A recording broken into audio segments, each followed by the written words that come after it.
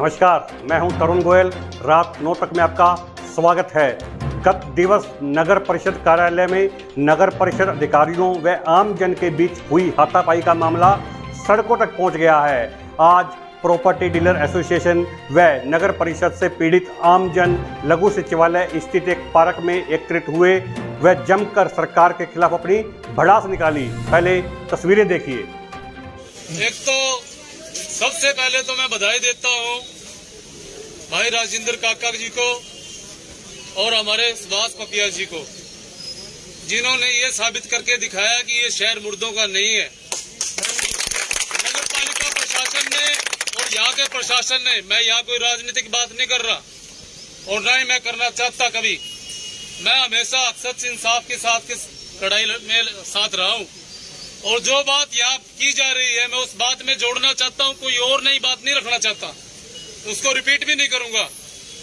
राजेंद्र काका चौधरी जो भाई हैं हमारे, ये पहले से ही फतेहाबाद में भ्रष्टाचार के खिलाफ लड़ाई लड़ते आए हैं और मैं इनको बधाई देते हुए, ये हमारे शूरवीर हैं और इनको मैं अपना समर्थन देता हूँ।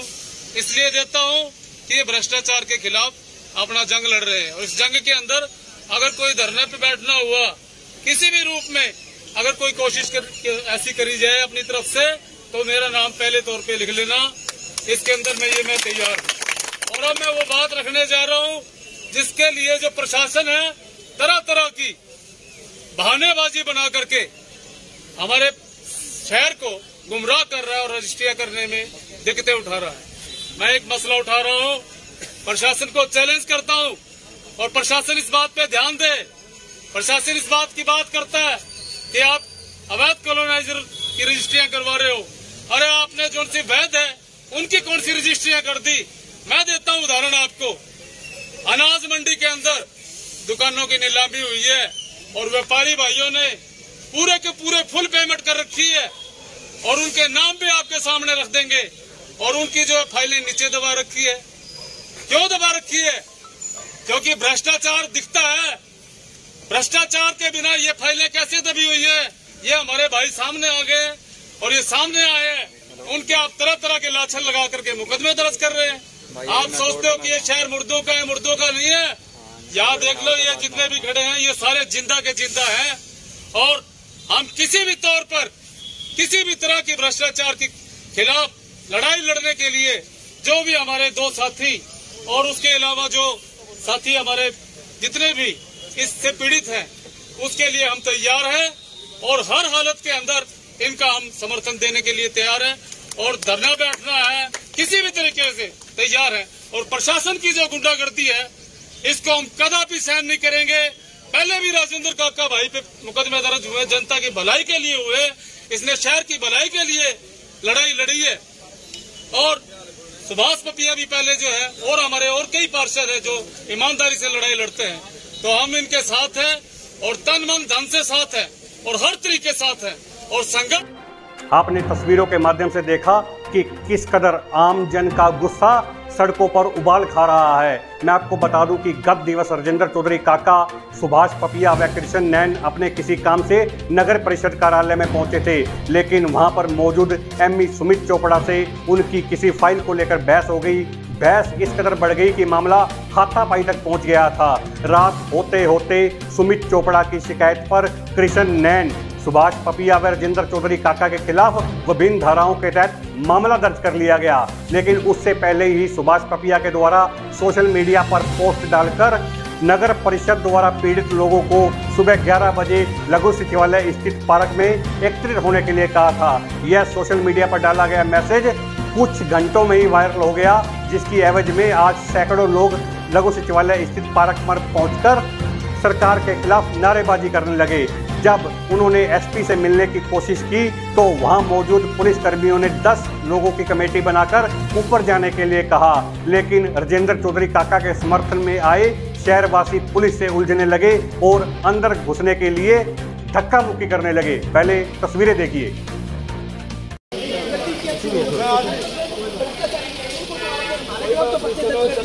हम मिल नहीं सकते यार, कमाल है यार। हेलो जनता को रोक रहे हो, कमाल हो गया।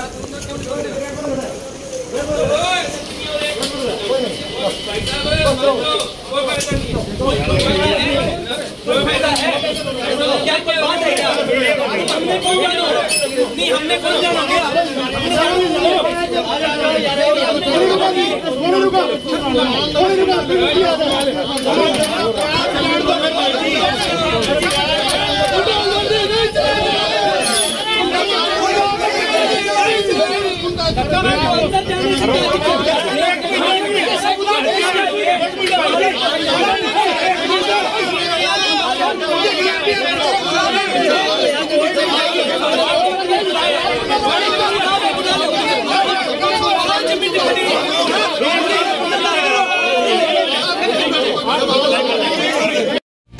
आपने तस्वीरों के माध्यम से देखा किस कदर शहर थाना प्रभारी व इकोनॉमिक सेल के प्रभारी सुरेंद्रा व शहर थाना प्रभारी जगदीश चंद्र 10 लोगों को ऊपर जाने की अनुमति दे रहे हैं, जबकि ये सभी लोग ऊपर जाना चाह रहे हैं। लेकिन जब शहर थाना प्रभारी ने कहा कि वह 10 मौजूद लोगों की कमेटी बनाकर एसपी साहब से मिलने चल सकते हैं और उनको एसपी से मिलवाया जाएगा, तो वहां मौजूद सभी लोग बिफर गए और धक्के मारकर अंदर घुसने लगे। लेकिन जब वह एसपी से मिलना चाह रहे थे तो तभी वहां उनको डीएसपी दलजीत बेनीवाल ने मिलने के लिए बुलवाया।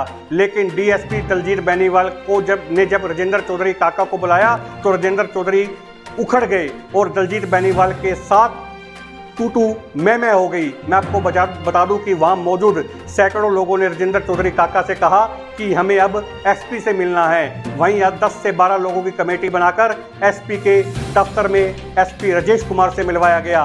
उसके बाद प्रॉपर्टी डीलर जब बाहर आए तो वह डीसी के पास चले गए। डीसी के सामने प्रॉपर्टी डीलर एसोसिएशन के प्रधान डीपी यादव घनश्याम आनंद ने डीएमसी पर गंभीर आरोप लगाए। सुनिए क्या कहते हैं प्रॉपर्टी डीलर।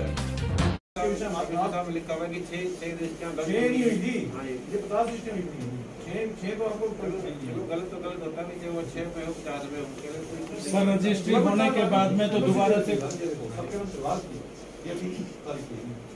ये नहीं के साइन है जी, उसके बाद उसका जवाब तो मैं दे चुका हूँ ना। ये एडीसी साहब ने बना ली थी भाई, ये भी साहब के संग। सर एक बात हो रहा है, फाइल जो ना जैसे इनके पास रिकॉर्ड होता है रकबा नंबर का, जो वैध है ना, वैध का इनके पास रिकॉर्ड है, जो फाइल एक्सेप्ट ही नहीं होगी पहले दिन से। अगर जो अवैध है पहले दिन से कलर की नीचे से उसको एक्सेप्ट ही नहीं देखते हैं, काफी सारी हैं सर।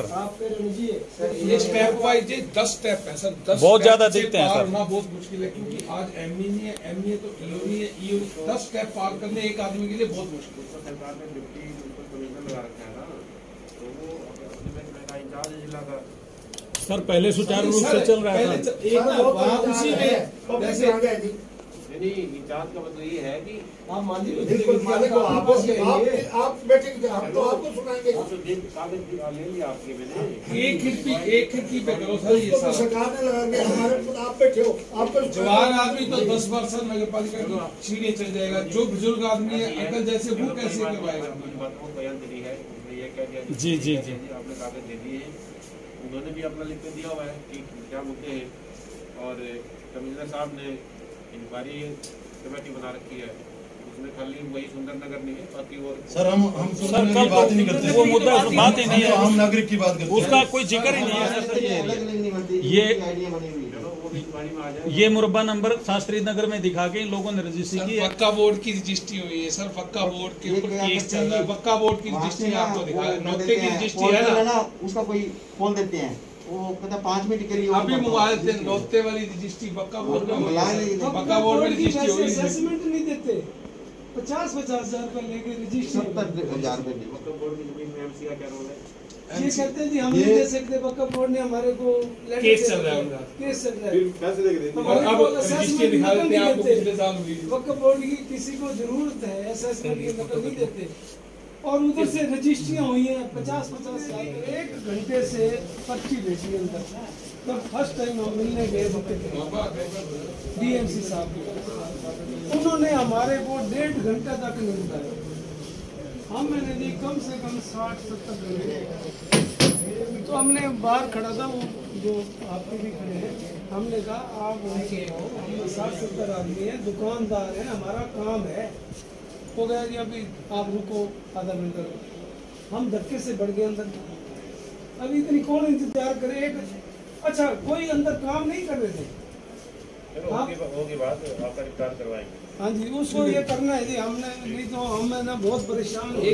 होगी बात जनाब हमारे पे तो पर्चा काट दिया होगी बात पर उसका बच्चे का उनके ऊपर कुछ भी नहीं हुआ जी। पर्चे तो काटे नहीं, फोटो दिखाइए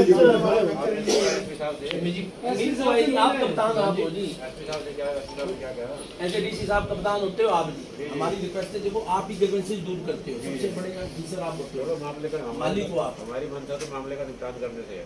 नहीं हम भी चाहते हैं निपटान करना, पर ना वहाँ ठीक नहीं हो रहा है। कमेटी में बदतमीजी होती है और कोई हम संभ्रांत आदमी है, मेंबर बन गए 3-3 बारी, मेरी वाइफ बनी थी। एक बार बताओ हमको लड़ने छोड़ी गई थी, लोगों की बात तो करेगा ये तो मैं ना पहले हो जाता जी। कोई नहीं इनका बिहेव ऐसे है कमेटी आप का। ठीक कह रहे हो, वो कराओ, हमारे कराओ नहीं कराओ तो पर्चा दर्ज कराओ। वादा का केस बनाया सर, हमको काम कलम रोकने के पकड़ के दी होंगी। प्रोटेस्ट के लिए कल सर मना किया था ना आपने उनको, प्रोटेस्ट के लिए कहा था ना सर आपने, और फिर बैठे हैं साहब। उनके ऊपर पर्चा हो गया, मिनट में हो जाएगा। उठा देंगे ठीक है।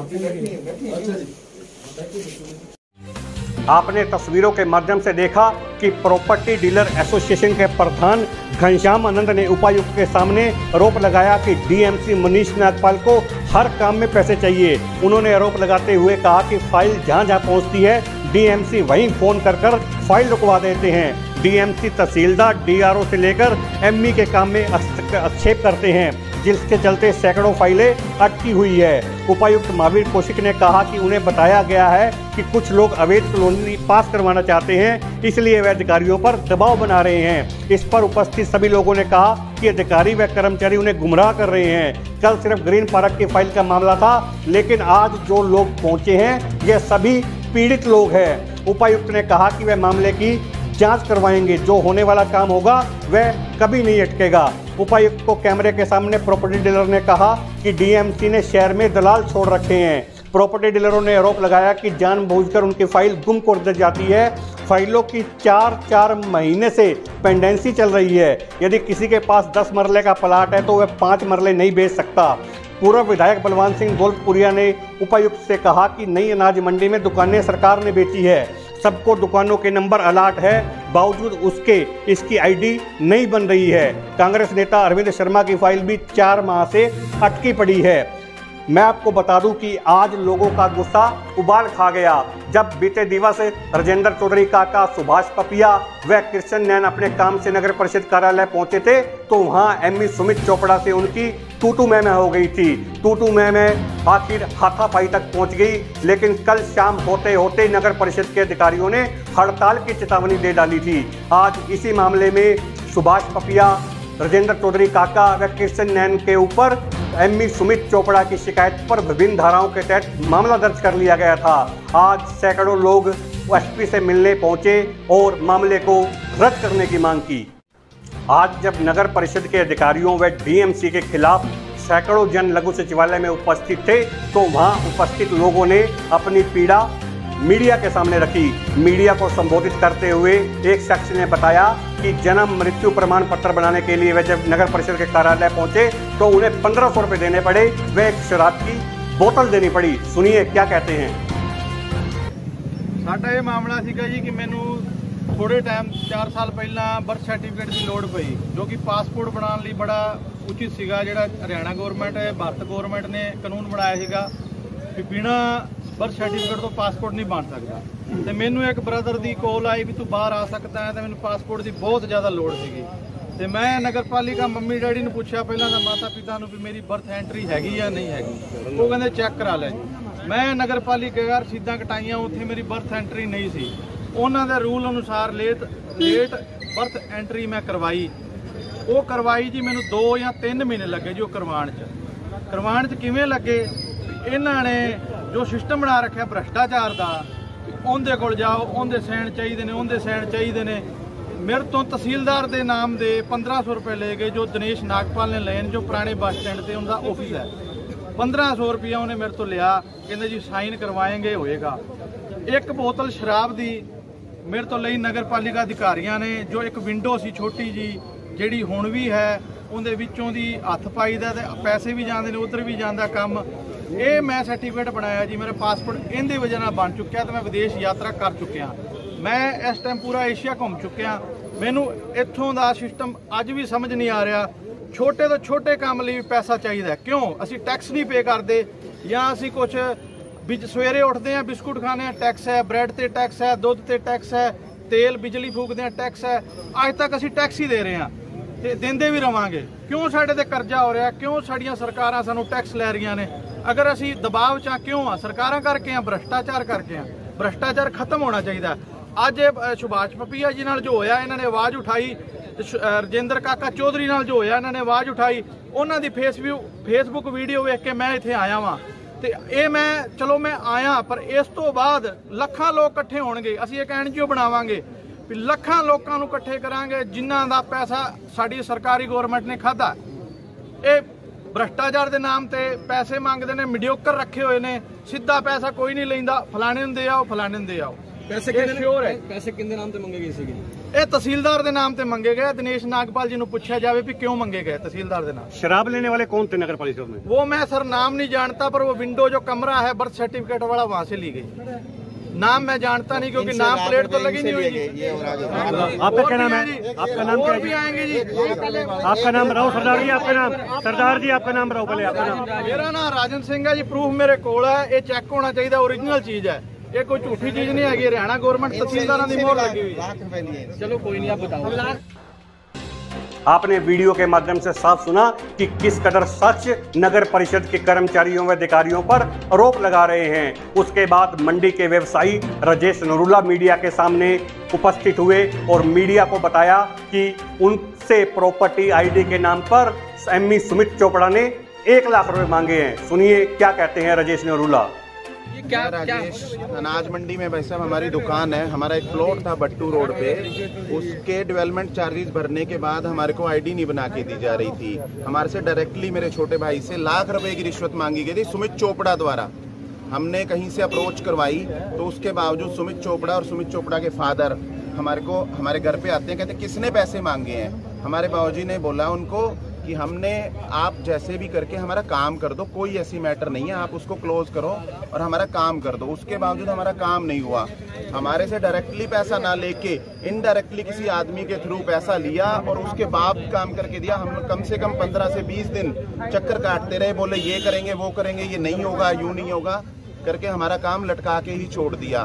और फिर हमने इनडायरेक्टली किसी आदमी के थ्रू पैसा दिया और उस आदमी को ही वो कागज दिए उन्होंने, हमारे को कागज भी नहीं दिए। क्या नाम है जी आपका? राजेश। आपने वीडियो के माध्यम से राजेश नरूला को सुना, जो मंडी के व्यापारी हैं। राजेश नरूला ने मीडिया के कैमरों के सामने साफ तौर पर कहा कि एमई सुमित चोपड़ा के द्वारा उनसे 1 लाख रुपए की मांग की गई है। यदि लोगों के आरोपों में जरा सी भी सच्चाई है तो सरकार को तुरंत संज्ञान लेना चाहिए। सिरसा संसदीय क्षेत्र की सांसद सुनीता दुग्गल ने आज वर्चुअल तरीके से फतेहाबाद के उपायुक्त महावीर कौशिक के साथ साथ अन्य अधिकारियों की बैठक ली। बैठक को संबोधित करते हुए सुनीता दुग्गल ने कहा कि फतेहाबाद शहर में प्रॉपर्टी आईडी को लेकर जो समस्या आ रही है उसका कारण क्या है। उपायुक्त से तलख लहजे में बात करते हुए सिरसा संसदीय क्षेत्र की सांसद सुनीता दुग्गल ने कहा कि वह डीएमसी मनीष नागपाल की परफॉर्मेंस से संतुष्ट नहीं है। पहले सुनिए सुनीता दुग्गल और उपायुक्त महावीर कौशिक के बीच हुई बातचीत के अंश। करेंगे एडीसी साहब के परफॉर्मेंस से बिल्कुल मेरे को जो है तसल्ली नहीं है। और एक इसके साथ साथ आप ये देखिए कि जो रजिस्ट्रियां हैं, जो आईडी का मामला है, इतना कहाँ क्या मामला चल रहा है, ये इतना ज्यादा चारों तरफ हाहाकार मचा हुआ है, कितना भ्रष्ट चल रहा है ये सारा कुछ नगर परिषद में। ये क्या हो रहा है, इस चीज को आप सीरियसली देखिए। डीसी साहब आप पर्सनली इसमें इन्वॉल्व होके ये इस तरह का तमाशा बना हुआ है पूरे के पूरे फतेहाबाद का नगर परिषद का, तो क्या ये सब चीजों को पर्सनली आप नोटिस करें। और एक चीज और मैं कहना चाह रही हूँ, आपने वीडियो के माध्यम से सांसद सुनीता दुग्गल को सुना, जो तलख नजर आ रही थी। सांसद ने उपायुक्त को निर्देश दिए कि वह इस मामले की निजी तौर पर जांच करे। सांसद ने उपायुक्त से पिछले वर्ष बरसात के पानी में डूबकर मरने वाले व्यक्ति के परिवार को 1 लाख रुपए मुआवजा न मिलने के कारण भी सवाल पूछा। वहीं मीटिंग में मौजूद बैठक में मौजूद एडीसी मनीष नागपाल ने कहा कि कुछ लोग अवैध कॉलोनी विकसित करना चाहते हैं, जिसकी जांच कमिश्नर हिसार कर रहे हैं। एडीसी मनीष नागपाल ने कहा कि आप भी अपील करें कि लोग अवैध कॉलोनी ना काटें। नगर परिषद के अधिकारियों से मारपीट मामले में आरोपियों पर कार्रवाई की मांग को लेकर नगर परिषद कर्मचारियों ने आज दूसरे दिन भी हड़ताल कर नगर पालिका कर्मचारी संघ के बैनर तले नगर परिषद कार्यालय में धरना दिया। धरने की अध्यक्षता प्रधान राजाराम टाकने की व संचालन सतबीर सारन ने किया। धरने को सर्व कर्मचारी संघ के जिला प्रधान भूप सिंह बड़ोलावाली, सचिव सुरजीत दुसाद, कर्मचारी नेता इंद्र घासी, अध्यापक संघ से राजपाल मिताथल, राजेश गोठड़ा ने भी संबोधित किया और कहा कि सर्व कर्मचारी संघ इस आंदोलन में पूरी तरह उनके साथ खड़ा है। धरने को संबोधित करते हुए श्री टाक ने कहा कि जब तक प्रशासन अधिकारियों के साथ मारपीट करने वाले आरोपियों के खिलाफ कार्रवाई नहीं होती, कर्मचारियों की हड़ताल जारी रहेगी। नगर परिषद के एक्सीएन अमित कौशिक ने पुलिस प्रशासन से कर्मचारियों के साथ दुर्व्यवहार व सरकारी काम में बाधा पहुंचाने वालों की तुरंत गिरफ्तारी की मांग की है।